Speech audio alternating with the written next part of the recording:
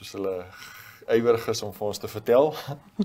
Ja, ek dink, ja, so dis maar obviously 'n groot oomblik vir die plattelandse dorpies en so om 'n Premier Liga titel te wen en natuurlik die Reserve Liga ook, so altyd die trofee wat in Walvis Bay dan nou gaan staan vir die volgende jaar. Ja, wel die Kudus, FNB Kudus van Walvis Bay wat dan Saterdag die finaal teen Wanderers gewen het, FNB Wanderers, teen die verwagtinge in.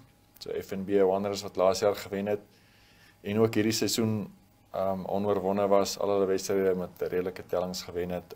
Hulle het so in hulle 8 wedstryde rondom Tali teen die ander spanne het hulle met 'n punteverskil van omtrent 320 punte meer punte aangeteken as wat hulle afgestaan het. Maar Kudus, ja, hoewel het nou nie op papier nie so gelyk het nie, het hulle eintlik goed opgeweeg natuurlik teen Wanderers en ja, Saterdag het dinge maar net in hulle guns verloop.